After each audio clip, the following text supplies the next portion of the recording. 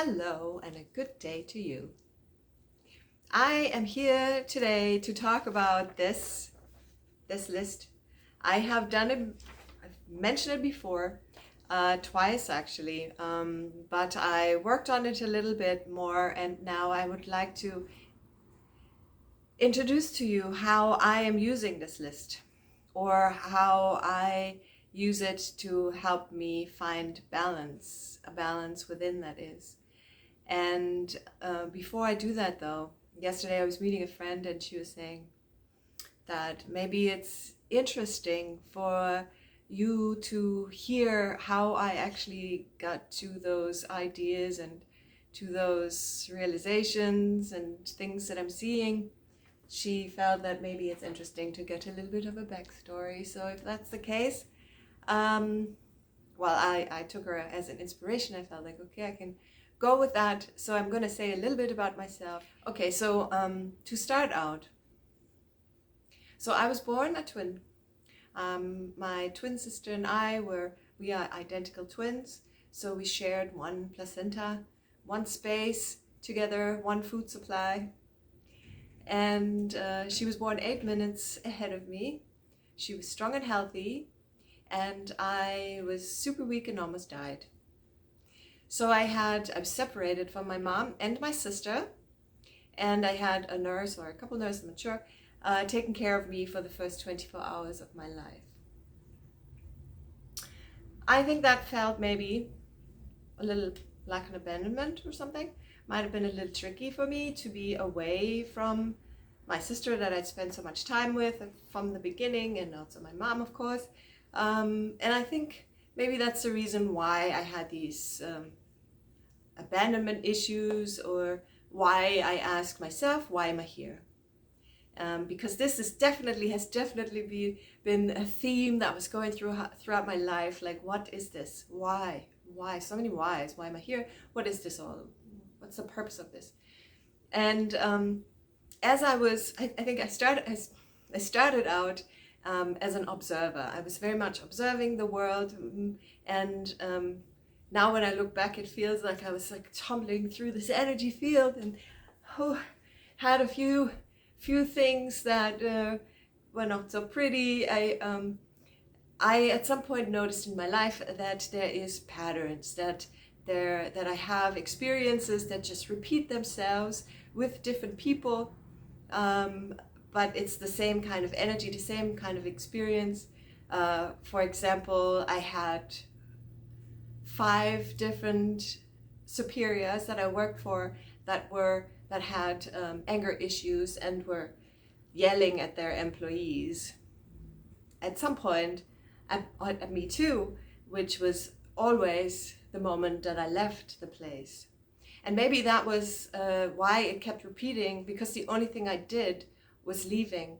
And back then, I didn't think that I had to look at anything myself, or what's within me to change, to bring change. So I just went from that one person to the next person, to the next person. Maybe I had a little break in between, a nice person, then I went back into a not so nice one. Or they're all nice, yes, they just had anger issues. So that's where I realized there's a pattern. And then in my life, there was a time where I made lists of all kinds of people that I could think of, because I felt like I need to forgive now. I was looking at, when I noticed the pattern, I was looking at where did it start? Where could I possibly imagine that this had a beginning? And I noticed in my own life that everything had a beginning in my childhood. So I could trace any situation back to childhood. And if I couldn't do that, then I did a lot of past life regressions too. I don't really see time as we learned it, so maybe it's more of a multidimensional existence that we are, like in the movie Everything Everywhere All at Once. I think it's beautifully portrayed. Either way, I did find answers, and when I found those answers, I healed them. When I said I made a list of people and situations that I felt like I need to forgive, because it felt like everything is about forgiveness, to clear the energy and to get into a peaceful state of mind and a peaceful heart. I needed to release these injuries that I felt I had. So I made a list of people and situations, and I said into every situation and person in my mind, I imagined them in front of me saying, what did I say? I forgive you. I release you. All is forgiven now. You are free and I'm free. Yeah. So I did this, and then I felt like as I released this kind of energy, then the situation changed. So I had another situation where there was a time in my life where I was a little bullied or like physically attacked by strangers. I was in my observant stage, so I was just watching people. I guess these people that I watched, or some people, they did have a problem with me watching, we could say, or we could also say I had an energy that wanted to be cleared, and first it needed to be recognized. So this I changed though by at some point standing up for a friend, where after I was attacked a few times, and then I was with my friend and she got attacked. So I stood up for her, and I defended her, and then that ended that. So I feel like also I changed a lot of things in my life. That's just a couple examples, yes, by reacting differently. So healing and reacting differently, yeah. So that is that. So at some point in my life, I came across Nikola Tesla saying, if you want to understand the life or the universe, think in terms of energy, frequency, and vibration. And that was really the thing that changed everything, because I already felt like, ooh, my life's a little weird. Sometimes I felt weird because I had experiences that may have been out of the ordinary. Maybe I see things and had visions of things or dreams, and of course I heard about it, but it was always the weird ones that had this stuff. So coming to this, it's all energy, explained a lot to me, which is why back then I posted all of this. When it became clearer and clearer, I posted that the spiritual world is the world of energy, because I found all answers, all experiences that I had is so easy to explain everything if I think in terms of energy. So I started to also look at life from a perspective of energy, much more than from the perspective of we are all material beings and we all are in this together and experiencing each other separate from each other, and all these situations all separate.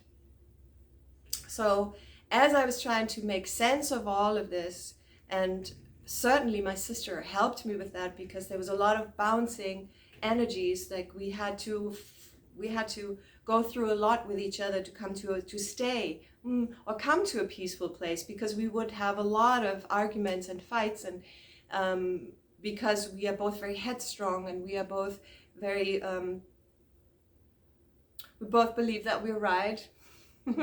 And so to come to a place where we can allow each other to be different and still stay in this energy of love, where we appreciate each other, and we wanted to really, the goal was to find peace, to have respect, for each other and treat each other with respect.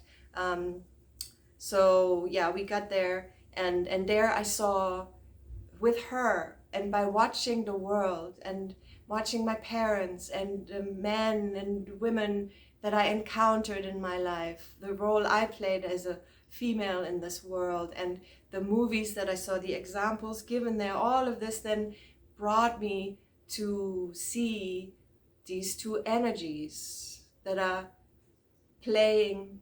It seems to be always two energies creating the experience.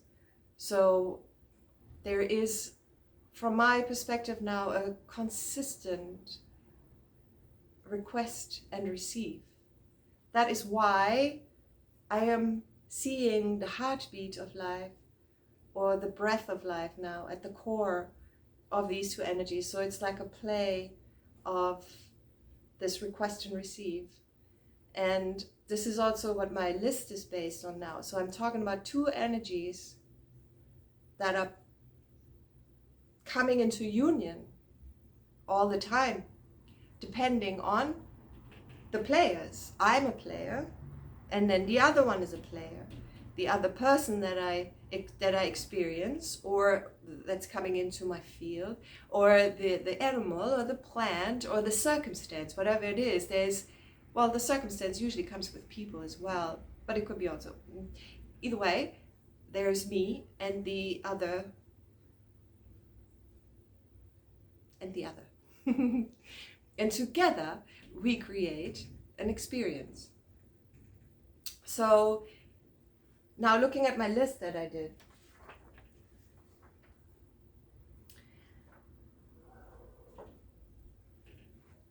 I could say feminine and masculine, but I feel like that is just an expression there. Okay, so we are a manifestation of energy. I happen to be a feminine manifestation. You might be too, or you might be masculine, or whatever you identify. But it's just like a label, I guess, with body parts as well. But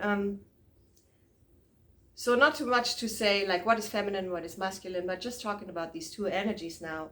There is this requesting and receiving that wants to be in balance, needs to be in balance from my perspective.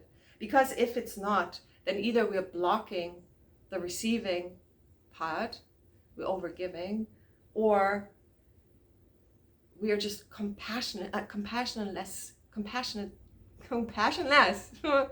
taking. So it's a requesting and a receiving, and it just feels right to say requesting and not giving. But what I'm giving is am I giving myself into the field, and then that's my request, and then my receiving is what the field brings back to me. So I'm going into the oneness, and I draw the field back into my ego, into my I am. So there's the internal and the external.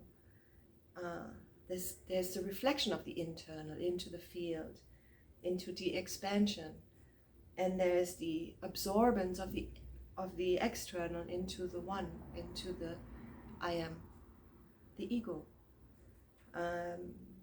There is the heart and the mind, like with the emotion and the intellect. The rational, I have across from the rationale, the given and learned rules, versus the heart and the intuition, that's again in the oneness, and the intellect from the I am, they're across each other. So there's the yielding and flexibility, and the leading and the stability. Yeah, so we are flowing. It's like it's the wave, but we have direction. We have a path. This is the choice. Nurturing, I give what is needed, but also protective. I keep you safe.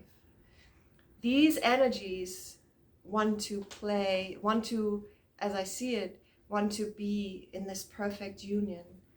It's so that I'm allowing to have it all, to have the oneness, the everything, and the I am. Out of balance, these energies bring a lot of shadow, I feel, and I saw a visual.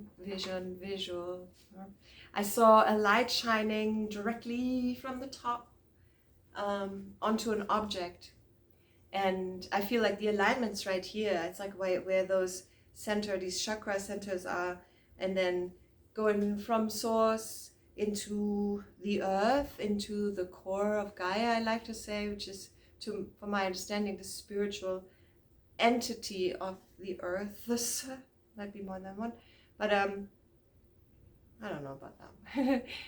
Everything's possible from my perspective.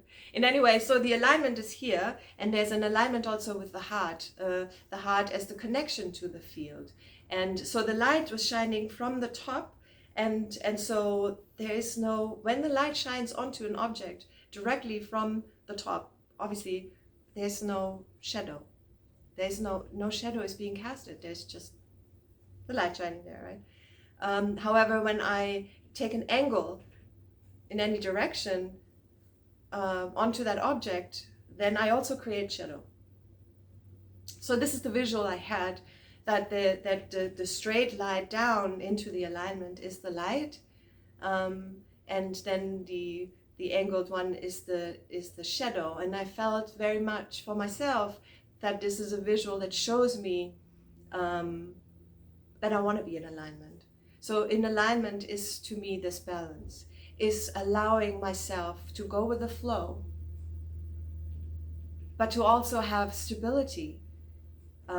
If I just go with the flow, I quickly could become a blind follower who doesn't really know what's going on. It's just like being pushed here in this field of energy, which is exactly what I felt happened to me when I was younger.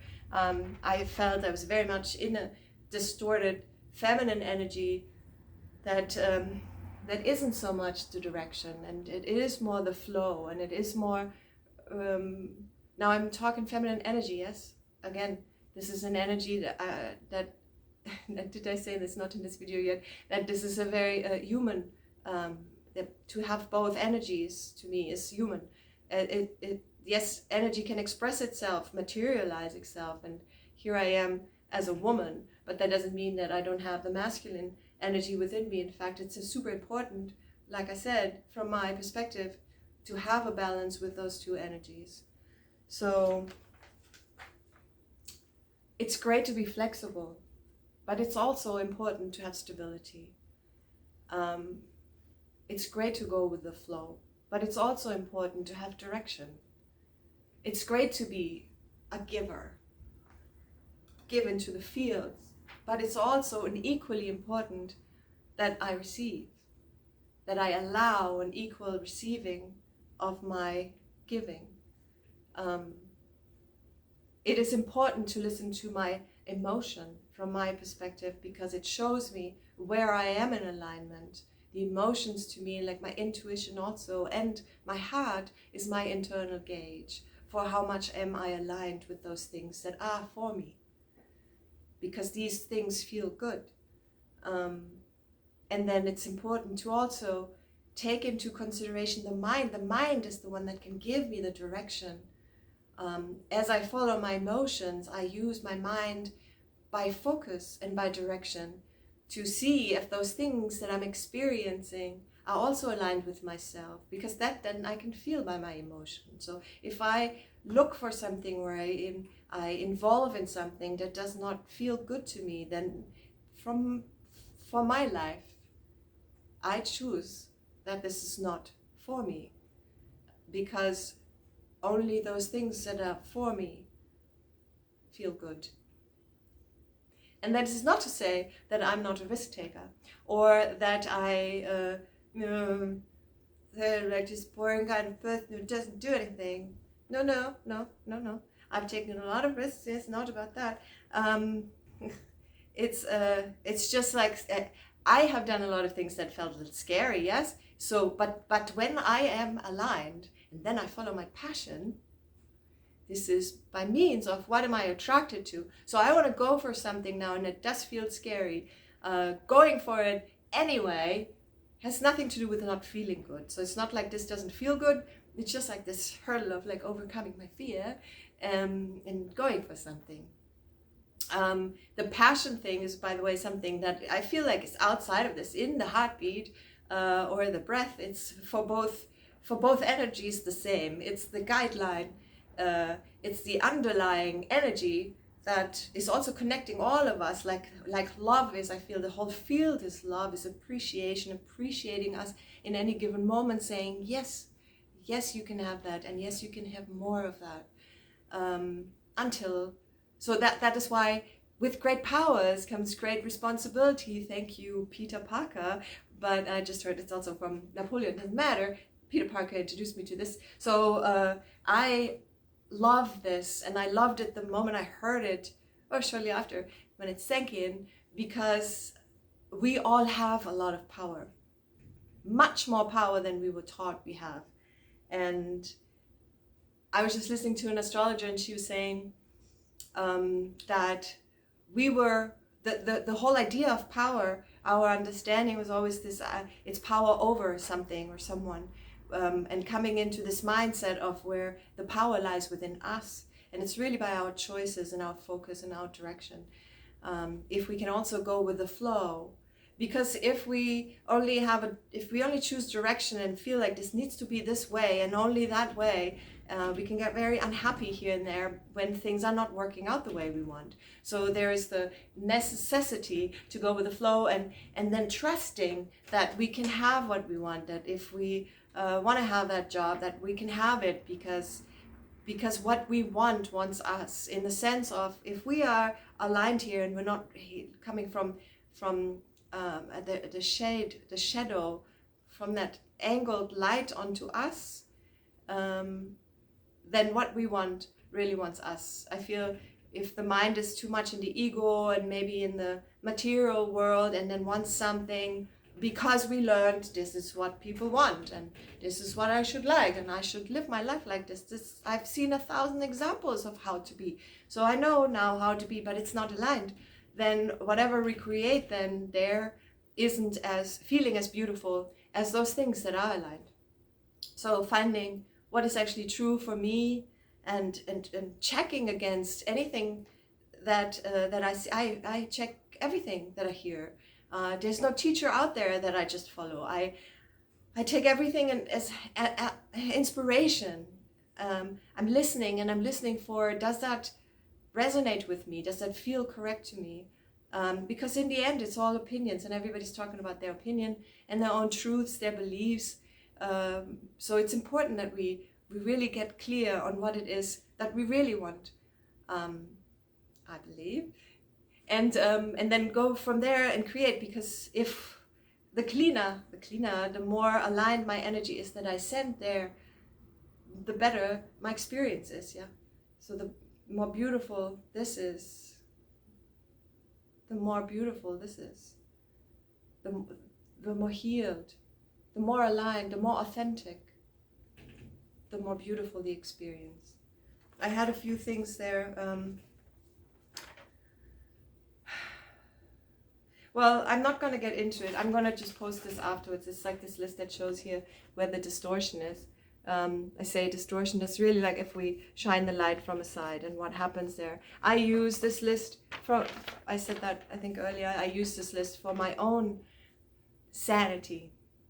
I like for things to make sense, so I'm using it so that I kind of keep thinking of it. Oh, something happens, I'm like, oh, this is the masculine energy, this is the feminine, it's just words, right? But it's this energy that's more on the directive side, and that's this energy that's more on the flowing side, and just really working on staying in balance with those energies. And I'm also doing affirmations in that sense, like I'm imagining the light going through my center, coming from source, going through my center and anchoring into earth or into Gaia, and expanding into all that I am, and expanding into the earth and into everyone. Definitely a beautiful, that's not an affirmation, that's really a visualization that I'm doing, although I speak it as well. But the affirmation, I am oneness, I am complete, I am divine balance, I'm divine equilibrium. Yeah, so that's that.